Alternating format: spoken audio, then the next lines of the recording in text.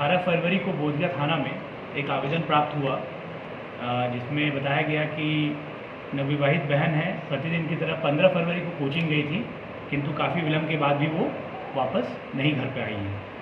तो इस संबंध में बोधगया थाना कांड संख्या 104-25 सुसंगत धाराओं में दर्ज किया गया। इसमें जो गुमशुदा जो थी उनको काफ़ी तलाश किया गया। इस संबंध में फेसबुक, सोशल मीडिया के माध्यम से हर जगह इनकी फ़ोटो सबको सर्कुलेट किया गया और साथ ही साथ तकनीकी अनुसंधान भी प्रारंभ किया गया।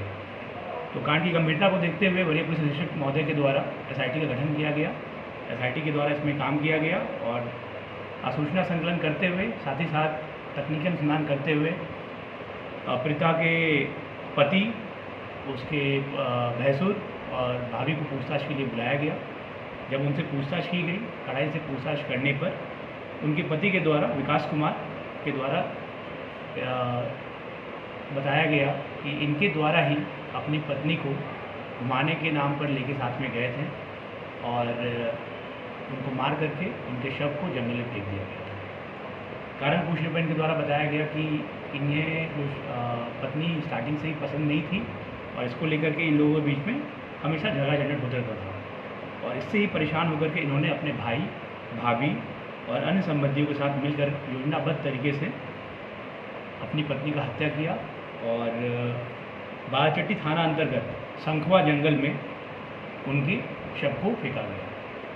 बाद में उनको ले जा करके उनके निशानदेही पे उसी स्थल से शव की बरामदगी भी हुई है और शव को पोस्टमार्टम के लिए भेजा गया है। हत्या किस चीज़ से की गई है? क्या कुछ हथियार बरामद हुआ?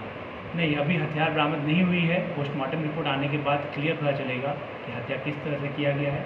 इनके द्वारा कुछ बताया गया है किंतु अभी वह अनुसंधान के दायरे में आ रहा है। इस मामले में कितने लोगों की गिरफ्तारी हुई है? अभी 3 लोगों की गिरफ्तारी हुई है, जो मृतिका हैं उनके पति की, उनके भैंसुर की और उनकी भाभी की। और लोग अभी आरोपी फरार हैं। कुछ लोगों की और संदिग्धता के बारे में बताया गया है। उस संबंध में जांच किया जा रहा है, जांच करके आगे कार्रवाई की जाएगी। ये जो प्लानिंग की गई थी उसमें इनके जो पति हैं वो गया में रहकर पढ़ाई करते हैं और उस डेरा में इनके पति, उनके भैंसुर और भाभी साथ में रहते हैं और वहाँ पे ही इन तीनों के द्वारा मिल करके प्लानिंग करके इस पूरे घटना को अंजाम दिया। नहीं, जिस दिन यहाँ से 15/2 को जिस दिन वो यहाँ से गई थी उसी दिन उनका हत्या कर दिया गया और उसी दिन हत्या करके शव को जंगल में फेंक दिया गया। नहीं, लापरवाही नहीं हुई है। उनके द्वारा जैसे ही सूचना दिया गया है, इस संबंध में अनुसंधान किया गया है, अच्छा अनुसंधान किया गया है और तकनीकी अनुसंधान करते हुए शव को भी बरामद किया गया है और जो प्रमुख इसमें आरोपी हैं हत्या के पीछे अवैध संबंध भी बताया जा रहा है। इस संबंध में अभी ऐसा कोई तथ्य सामने नहीं आया है।